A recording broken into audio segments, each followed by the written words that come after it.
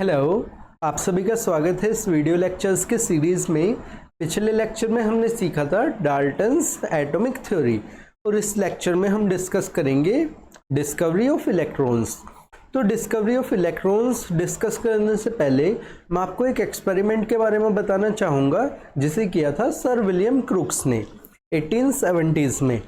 तो sir William crooks ने क्या किया, उन्होंने एक ग्लास ट्यूब ली और ग्लास ट्यूब के अंदर क्रिएट किया उन्होंने वैक्यूम। क्या क्रिएट किया? वैक्यूम। और उन्होंने उस ग्लास ट्यूब के अंदर दो इलेक्ट्रोड्स लगाए। एक इलेक्ट्रोड को पॉजिटिव टर्मिनल से जोड़ा बैटरी के, दूसरे इलेक्ट्रोड को बैटरी के नेगेटिव टर्मिनल से जोड़ा। ठीक है। और उनके बीच में क्या कंडक्ट किया उन्होंने? बहुत ही ज़्यादा हाई इलेक्ट्रिसिटी। तो हम पहले एक्सपेरिमेंटल सेटअप जान लेते हैं। तो एक्सपेरिमेंटल सेटअप था, देखो कुछ ऐसा। सर विलियम क्रूक्स ने क्या किया, एक ग्लास ट्यूब ली ऐसी, ये पूरी ग्लास ट्यूब है, उसके अंदर दो इलेक्ट्रोड्स लगाए। ठीक है। और एक इलेक्ट्रोड को जोड़ा बैटरी के पॉजिटिव टर्मिनल से और दूसरे इलेक्ट्रोड को जोड़ा बैटरी के नेगेटिव टर्मिनल से। ठीक है। और उन्होंने हाई इलेक्ट्रिसिटी कंडक्ट की इन इलेक्ट्रोड्स से। तो उन्होंने क्या ऑब्जर्व किया? उन्होंने ऑब्जर्व किया कि कैथोड से कुछ रेज निकल के एनोड की तरफ जा रही हैं। कैथोड से कुछ लाइट निकली और एनोड की तरफ गई। अब ये उन्हें पता कैसे चला? उन्होंने एनोड के पीछे एक स्क्रीन लगाई हुई थी। उन्होंने एनोड के पीछे, यहाँ पे ये ग्रीन कलर की स्क्रीन दिखाई दे रही है ना, ऐसी एक स्क्रीन लगाई हुई थी। तो ये ग्रीन कलर की स्क्रीन जो है, इसे हम बोलते हैं फोस्फोरेसेंट स्क्रीन। ये होती है जिंक सल्फाइड की। ठीक है। क्योंकि जिंक सल्फाइड एक फोस्फोरेसेंट मटेरियल है। अब ये फोस्फोरेसेंट मटेरियल क्या है? ये कुछ ऐसे मटेरियल होते हैं, अगर इनके ऊपर लाइट पड़े, इनके ऊपर लाइट इंसिडेंट हो तो ये ग्लो करते हैं। जैसे वॉचेस में लगी हुई रहती है ना, वॉचेस ग्लो करती है रात को कुछ, है ना, या फिर रेडियम टॉयज वो ग्लो करते हैं रात को।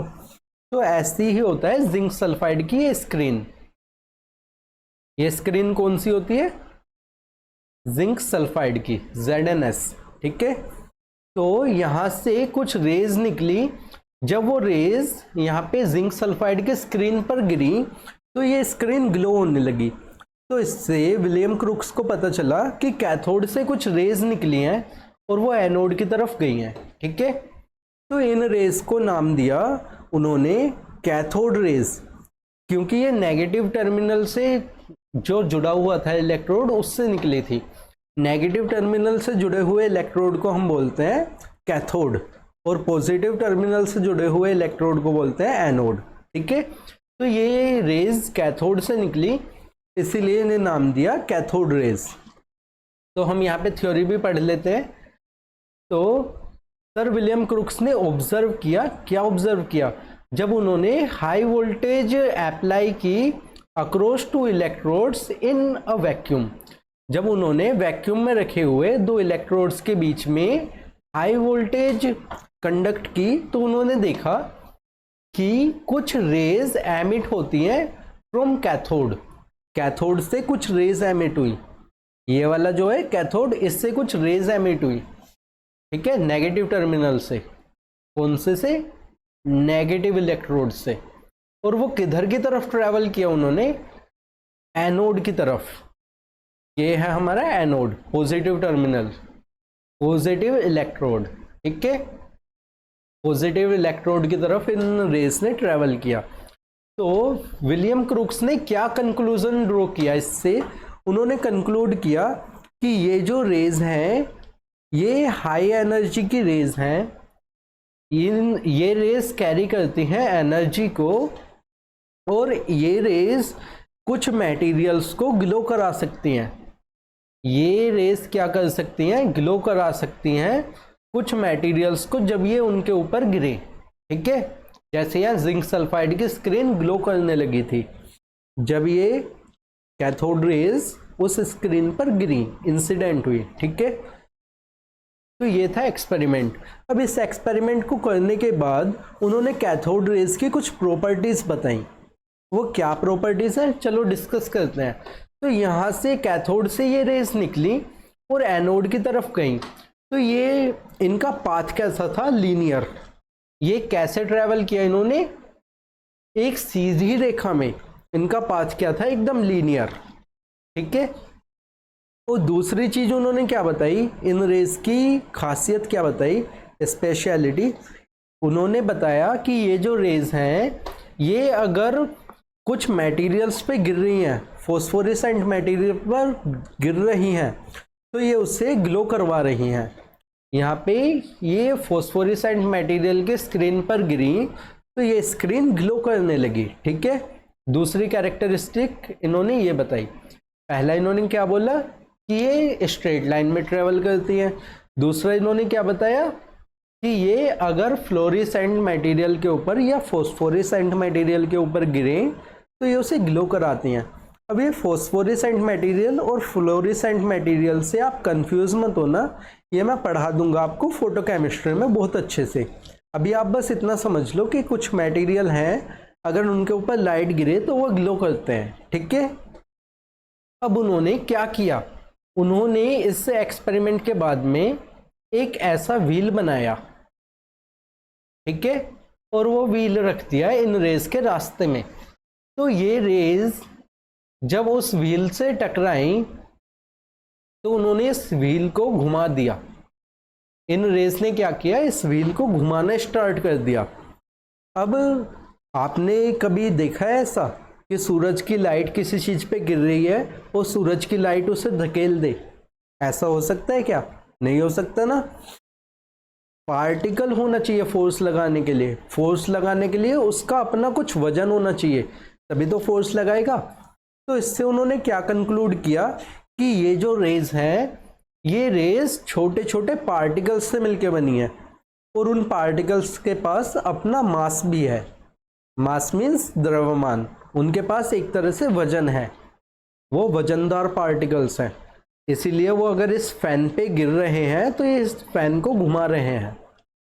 ठीक है। क्या कंक्लूड किया उन्होंने कि ये पार्टिकल्स से बनी है और इनके पास मास है। ठीक है। अब विलियम क्रूक्स ने इतना बता दिया अपने एक्सपेरिमेंट से। विलियम क्रूक्स पहले थे जिन्होंने कैथोड रेज को आइडेंटिफाई किया था। ठीक है। पर उन्होंने इसके बारे में ज़्यादा कुछ हमें नहीं बताया। ठीक है। उन्होंने इसके बारे में ज़्यादा कुछ नहीं बताया कि कैथोड रेज का नेचर कैसा है। अब एक साइंटिस्ट हुए, उनका नाम था J Thomson, sir J Thompson. तो उन्होंने फर्दर स्टडी किया इन कैथोड रेज को और उन्होंने बहुत सारे कंक्लूजन्स ड्रॉ किए। तो पहले तो हम पढ़ लेते हैं उनका एक्सपेरिमेंट क्या था। यहाँ पे आ जाते हैं हम। जे थॉमसन ने 1897 में कुछ एक्सपेरिमेंट्स कंडक्ट किए। उन्होंने सेम विलियम क्रूक्स का ही एक्सपेरिमेंटल सेटअप यूज किया और उन्होंने क्या बताया कि कैथोड रेज जो हैं वो कंपोज करती हैं नेगेटिवली चार्ज पार्टिकल्स। तो ये उन्होंने कैसे बताया, उन्होंने अप्लाई किया सेम एक्सपेरिमेंट में इलेक्ट्रिक और मैग्नेटिक फील्ड। उन्होंने क्या काम किया, जे थॉमसन ने मेजर किया कि ये जो कैथोड रेज हैं अगर इनके ऊपर और नीचे हम मैग्नेटिक फील्ड या इलेक्ट्रिक फील्ड लगाएं तो उस इलेक्ट्रिक फील्ड का या मैग्नेटिक फील्ड का क्या इन्फ्लुएंस हो रहा है इन रेज पे। ठीक है। तो उन्होंने देखा कि कितने डिफ्लेक्शन हो रहा है इन रेज में अगर इलेक्ट्रिक और मैग्नेटिक फील्ड अप्लाई किया जा रहा है। अब इसे समझते हैं एक्सपेरिमेंट में। तो उन्होंने क्या काम किया, यहाँ पे इस तरह से इलेक्ट्रिक फील्ड लगा दिया, एक साइड पॉजिटिव और एक साइड नेगेटिव। ठीक है। तो ये जो पार्टिकल्स थे ये पार्टिकल्स सीधी रेखा में जा रहे थे। पहले तो ये कैथोड से निकल के एनोड पे जा रहे थे, पर फिर क्या हुआ, जब इन्होंने यहाँ पे पॉजिटिव चार्ज अप्लाई कर दिया, इलेक्ट्रिक फील्ड लगा दिया, तो ये पार्टिकल्स सीधे जाने की बजाय, ये रेस सीधी जाने की बजाय इधर की तरफ मुड़ गई। ये रेस सीधी जाने की बजाय यहाँ पे मुड़ गई इलेक्ट्रिक फील्ड में, और मुड़ी भी किधर की तरफ, पॉजिटिव इलेक्ट्रोड की तरफ, पॉजिटिव टर्मिनल की तरफ। तो इससे उन्होंने कंक्लूड किया कि ये जो रेज हैं ये पार्टिकल्स से बनी है, और पार्टिकल्स के ऊपर भी इनके ऊपर चार्ज है, और चार्ज भी कैसा होगा, क्योंकि ये पॉजिटिव टर्मिनल की तरफ जा रही हैं तो इनके पास चार्ज कैसा होगा, नेगेटिव चार्ज है ना, तभी तो ये पॉजिटिव की तरफ अट्रैक्ट हो रही हैं। तो जे थॉमसन ने कंक्लूड किया कि ये किस चीज से बनी है, ये बनी है नेगेटिवली चार्ज्ड पार्टिकल्स से, ठीक है। अब उन्होंने इन पार्टिकल्स को उन्होंने क्या कंक्लूड किया कि ये पार्टिकल्स से मिलके बनी है, ये रेज किससे मिलके बनी है, पार्टिकल्स से, और वो पार्टिकल्स भी कैसे हैं, बहुत ही ज़्यादा हल्के हैं। एटम के कंपैरिजन में वो पार्टिकल बहुत ही ज़्यादा हल्के हैं। ये पार्टिकल्स कैसे हैं, much smaller than atom, atom से बहुत ही ज़्यादा हल्के पार्टिकल्स हैं ये। अगर एटम आपका इतना बड़ा है तो ये पार्टिकल सिर्फ इतने से हैं, इलेक्ट्रॉन, ठीक है। अगर एटम इतना बड़ा है तो इलेक्ट्रॉन सिर्फ इतने से हैं, इतना सा है इलेक्ट्रॉन का साइज। ऐसे आप एक तरह से इसे आप इमेजिन कर सकते हो इस टाइप से, ठीक है। तो उन्होंने इन पार्टिकल्स को नाम दिया अपनी तरफ से,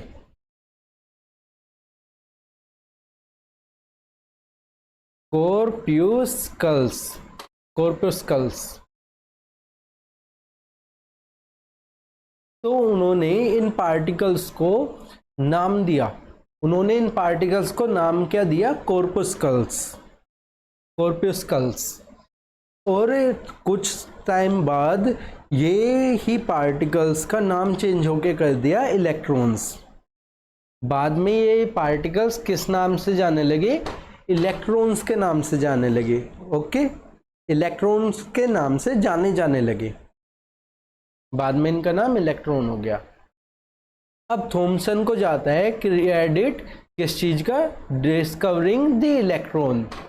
तो वैसे तो सर विलियम क्रुक्स ने कैथोड रेज की खोज की थी, पर इलेक्ट्रॉन्स का क्रेडिट किसको जाता है, सर जे थॉमसन को, ठीक है। क्योंकि इन्होंने, और एक चीज और है जिसका क्रेडिट इनको जाता है, इन्होंने अपने इसी एक्सपेरिमेंट से, ये जो हमने अभी एक्सपेरिमेंट डिस्कस किया था कि उन्होंने यहाँ पे इलेक्ट्रिक फील्ड अप्लाई किया, तो इसी एक्सपेरिमेंट से उन्होंने क्या कंक्लूजन निकाला था, उन्होंने एक एम्पेरिकल वैल्यू निकाली थी, किसकी, चार्ज टू मास रेशो की वैल्यू।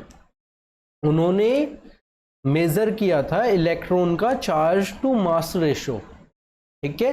तो दो डिस्कवरीज का क्रेडिट जाता है सर जे थॉमसन को, पहला तो इलेक्ट्रॉन की डिस्कवरी और दूसरा इलेक्ट्रॉन का चार्ज टू मास रेशो, ठीक है। चार्ज टू मास रेशो जो आया था वो बहुत ही ज़्यादा था, किसी भी नॉन पार्टिकल से ज़्यादा था चार्ज टू मास रेशो। तो उन्होंने इससे कंक्लूड किया, चार्ज टू मास रेशो क्या था, बहुत ही ज़्यादा था। तो उन्होंने इससे कंक्लूड किया कि ये पार्टिकल्स जो हैं इनका चार्ज तो है हाई, इनका चार्ज कैसा है, हाई, और इनका मास कैसा है, लो। इनका साइज छोटा है, मास लो है, पर इनका चार्ज कैसा है, बहुत ही ज़्यादा हाई है, ठीक है। तो उनको इससे खोज का क्रेडिट जाता है, और चार्ज टू मास रेशो भी उन्होंने कैलकुलेट किया, providing that it was a fundamental component of all matter. अब उन्होंने क्या बोला कि ये जो इलेक्ट्रॉन है ये सभी मैटर का फंडामेंटल पार्टिकल है, सभी मैटर के एटम में ये प्रेजेंट होगा। अब एक चीज़ आप सोचो, हमने कल लेक्चर में डिस्कस किया था कि डाल्टन ने बोला था कि एक एटम है, ठीक है। डाल्टन ने क्या बोला था कि एक एटम है। अब ये जो हमारे पास यहाँ पे इलेक्ट्रोड थे, ये इलेक्ट्रोड भी कैसे बने होंगे, एटम्स से मिलके बने होंगे, ठीक है। ये हमारा कैथोड, ये भी एटम्स से ही तो मिलके बना होगा। अब जब हमने इस पे इलेक्ट्रिसिटी लगाई और हमने ऑब्जर्व किया कि यहाँ से कुछ पार्टिकल निकला है, तो वो पार्टिकल एटम हो सकता है या फिर हो सकता है कि एटम के अंदर से कुछ निकला हो। तो जब जे थॉमसन ने उसे ऑब्जर्व करके देखा तो एटम्स के मुकाबले वो बहुत ही ज़्यादा हल्का था। इससे जे थॉमसन ने कंक्लूड किया कि ये पार्टिकल जो निकल रहे हैं ये एटम नहीं है, एटम के अंदर से कुछ निकला है। तो इसी से जे थॉमसन ने कंक्लूड क्या किया कि ये इलेक्ट्रॉन जो है, ये जो पार्टिकल है नेगेटिवली चार्ज पार्टिकल, ये कहाँ से निकला है, एटम के अंदर से निकला है। ठीक है, और यहीं पे डाल्टन का एटॉमिक थ्योरी जो थी वो गलत साबित हो जाता है, क्योंकि डाल्टन की एटॉमिक थ्योरी ने कहा था कि एटम के बाद में कुछ भी नहीं है, एटम से छोटा और कोई पार्टिकल नहीं है, पर यहाँ पे एटम के अंदर से क्या निकला, इलेक्ट्रॉन। ठीक है, तो अब इनके कुछ प्रॉपर्टीज बताई जे थॉमसन ने, उन्हें भी डिस्कस कर लेते हैं। तो इनकी प्रॉपर्टीज क्या बताई कैथोड रेज की जे थॉमसन ने। ये प्रॉपर्टी तो सेम ही है कि ये जिंक सल्फाइड की स्क्रीन पे ब्राइट स्पॉट्स बना देती है। ठीक है, ग्लो करा देती है जिंक सल्फाइड की स्क्रीन को। ये ट्रेवल करती है स्ट्रेट लाइन में। ठीक है, in absence of magnetic and electric field, अगर हम मैग्नेटिक या इलेक्ट्रिक फील्ड ना लगाएं तो ही ये सीधी रेखा में ट्रेवल करती हैं। अगर इलेक्ट्रिक या मैग्नेटिक फील्ड अप्लाई किया तो ये सीधी रेखा में ना जाके अपने पाथ से डिफ्लेक्ट हो जाएंगी, मुड़ जाएंगी। ठीक है, मुड़ जाएंगी अपने पाथ से, सीधी ना जाके एक डायरेक्शन में डिफ्लेक्ट हो जाएंगी। तो और ये कैसी होती हैं, डिफ्लेक्ट होती हैं इलेक्ट्रिक और मैग्नेटिक फील्ड में। इससे पता चलता है कि ये जो पार्टिकल्स हैं इनका नेचर क्या है, ये जो वेव्स हैं इनका नेचर कैसा है, पार्टिकल नेचर है। ये जो रेज हैं ये रेज पार्टिकल नेचर की हैं और वेव नेचर की नहीं है। ठीक है, क्योंकि ये डिफ्लेक्ट हो रही हैं। अब रेज तो डिफ्लेक्ट होती नहीं है, वेव्स तो डिफ्लेक्ट होती नहीं है, डिफ्लेक्ट क्या होगा, पार्टिकल डिफ्लेक्ट होगा। तो इससे ये भी पता चलता है कि इनका नेचर कैसा है, पार्टिकल नेचर है। ठीक है, जे थॉमसन ने ही charge to mass ratio calculate किया था, जो कि आया था 1.75882 इंटू 10⁻11 कूलाम पर किलोग्राम। ठीक है, और ये बहुत ही ज़्यादा हाई था किसी भी पार्टिकल से, किसी भी चार्ज पार्टिकल से बहुत ही ज़्यादा था ये ratio, charge to mass ratio बहुत ज़्यादा था ये। अब चार्ज टू मास रेशो तो कैलकुलेट किया सर जे थॉमसन ने। अब एक साइंटिस्ट हुए R.A. मिलिकन्स। तो R.A. मिलिकन जो थे उन्होंने एक एक्सपेरिमेंट किया, oil drop experiment. Oil drop experiment हम किसी और वीडियो में कवर कर लेंगे, अभी बस आप उसका कंक्लूजन जान लो। तो R.A. मिलिकन ने एक एक्सपेरिमेंट किया, ऑयल ड्रॉप एक्सपेरिमेंट, और उस एक्सपेरिमेंट से कैलकुलेट किया कि ये जो नेगेटिव चार्ज पार्टिकल्स हैं, इलेक्ट्रॉन्स, उनका चार्ज कितना है। तो उनका चार्ज आया 1.6 इंटू 10⁻⁻19 कूलोम। R.A. मिलिकन ने अपने ऑयल ड्रॉप एक्सपेरिमेंट में चार्ज कैलकुलेट किया था इलेक्ट्रॉन का, जो कि आया था 1.6 इंटू 10⁻⁻19 कूलोम। और इलेक्ट्रॉन का मास कितना होता है, 9.1 इंटू 10⁻31 किलोग्राम। ठीक है, अब हमने पढ़ लिया डिस्कवरी ऑफ इलेक्ट्रॉन। तो डिस्कवरी ऑफ इलेक्ट्रॉन हमने जान लिया। इसी लेक्चर में हम कवर कर लेते हैं प्लम पुडिंग मॉडल। तो प्लम पुडिंग मॉडल क्या है वो भी हम जान लेते हैं, या प्लम पुडिंग मॉडल हम नेक्स्ट लेक्चर में कवर कर लेंगे। ठीक है, प्लम पुडिंग मॉडल या वाटरमेलन मॉडल हम अगले लेक्चर में सीख लेंगे। इस लेक्चर के लिए इतना काफ़ी है। Thank you for your patience.